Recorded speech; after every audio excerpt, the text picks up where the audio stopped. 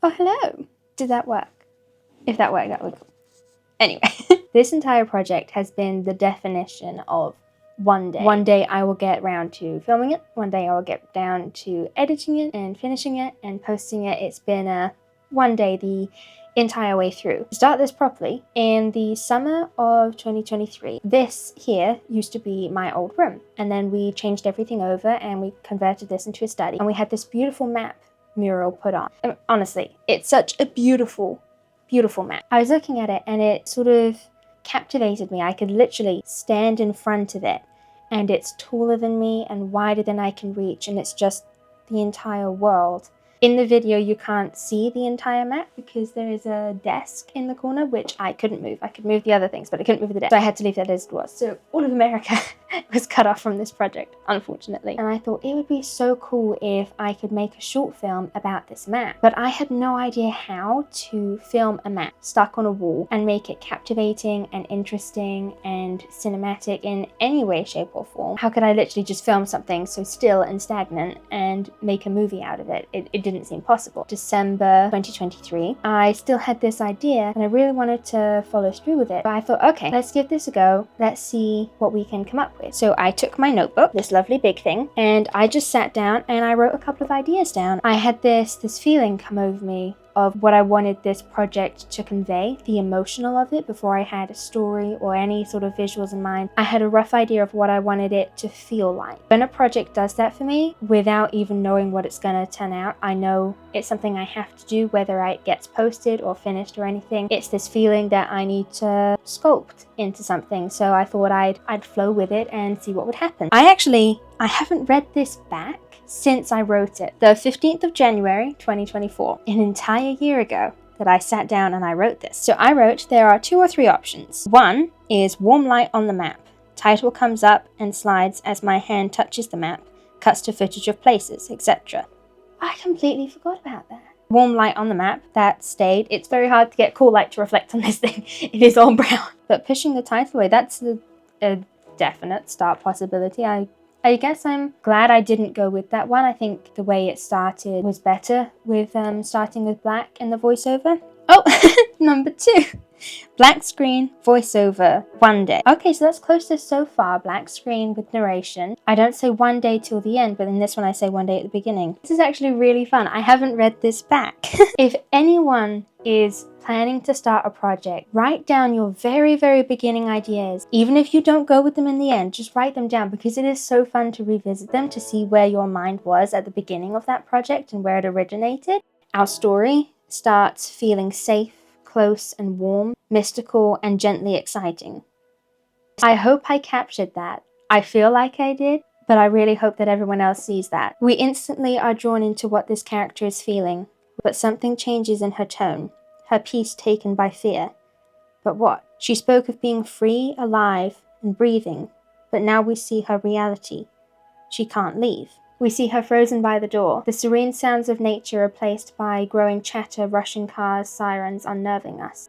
Okay, so there's definitely a difference there between Siren's choice, but the rest of it is exactly what it was. Carrying on. Her voice is back. She feels the map, imagining the world to give her strength to leave. She summons all her courage and walks to the door, frozen again, staring at the handle. How can I see the world if I can't even leave my house? It's so strange reading this back when it took me so long to finish, but to end exactly the same way. So the story of this project is exactly what I described the first time I wrote everything down. It's about this girl who wants to see everything. She wants great big open places, and in these warm, intimate, close places, she is so stuck in her mind that she can't leave. For a while, she's forgotten that this was her coping mechanism, and she thinks that she created this imaginary space just because actually the intent of it is an escapism. I don't think she realized that when she started. When she does realize that she can't leave and she has created this prison for herself, pollutes the safety of her imagination. So every time she goes back to the map, knowing what she can't do, it's tarnished the whole experience and she can't conjure that feeling again. This has been a weird project start to finish, in the sense that while yes, I do get very anxious about a lot of things, Going out and traveling or just leaving the house in general isn't something that's nerve-wracking to me. I think interactions with people, especially regarding stuff that could benefit me, is what's most scary to me. Even being on camera is something that is very anxiety-inducing for me. After I wrote this, I then immediately went and began filming. Now, this is before I started any film courses or learning of filmmaking. All of it was just purely this passion and instinct to just go and do it. So I took my camera. Now, I did not know how to use the settings properly. I think I knew how to change the ISO. Should not have changed it as much as I did, because there's a lot of shots in here, one of which I changed because it was just way too grainy to use. I chose not to reshoot them and to keep them because I wanted this film to reflect the growth I've had since I started to where I am now, and not to be afraid to show what it was like a year ago. In a way, it really adds. There's this story of one day doing that thing that you want, a billion things that can stop you, and I didn't want my poor experience when I started this project to be a factor to stop me posting this project. When I make other projects, it can reflect and show how much has changed. What was the other thing? Oh yes, I didn't even have a ring light. I have one now, which I use the tripod for. Back then, I didn't. I used a step ladder and a pile of books, and I stuck the camera on top to keep it still and to keep it high enough so that I could walk into frame and I could be with the map, and then the camera can see everything.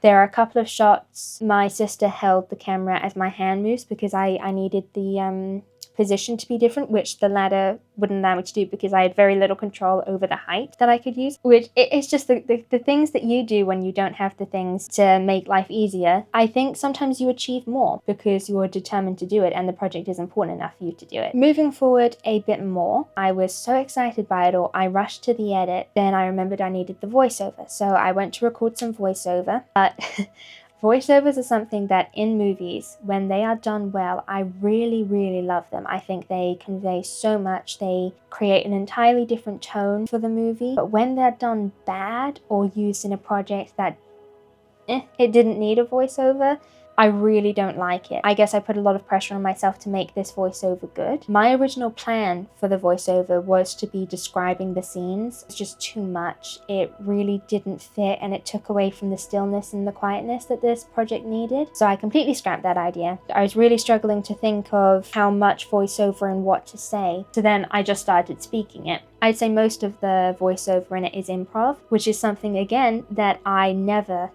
do. I never improv things. I guess because I edit most of my stuff myself, I like to plan for the edit to make life a bit easier. So with acting, I like to have specific, I'm going to start here, I'm going to finish here, there's going to be a beat here and then this. It helps me create that space in my mind. I know exactly where it's going to go and flow. I know some actors are like that and some people really don't like those restrictions. So for me to use a voiceover, which is another thing I'm very particular on, and then improvise on that was something unusual for me, but I'm glad I did because I think it worked out better that way than describing all of the settings. I think that really would have taken away from the way I wanted the project to feel originally. So I recorded that, started editing. I got the beginning 30 seconds, I'd say, down, and then I stopped because I started the short film Growing Up.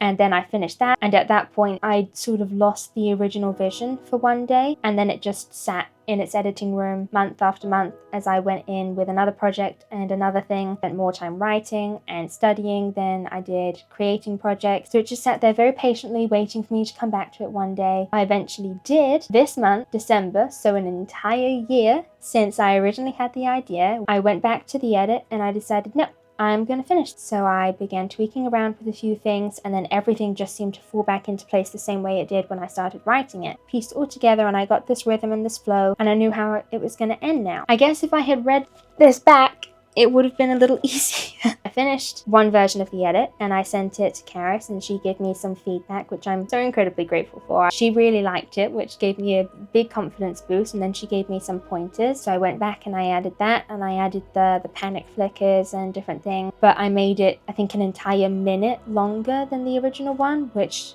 I can definitely see now completely changed the pacing and it wasn't the right direction to take it. So she gave me some more notes, very, very kind and graciously. I got the final edit that you see now, and I think that's it. I really hope that you watch this short film and it speaks to you and impacts you. It's something that I always feel proud about but bad about at the same time, that I make projects that people say touch them emotionally and touch me emotionally. I feel bad poking people in those places, but also proud that I can create a space for topics like that to be discussed and for people to realize different things about themselves and then be able to move on and be happier. And I hope that from this project to the next, you will be able to see a mass amount of growth in the way that I film, in the way that I handle the visuals and the technical side of things. I don't really know how to end videos.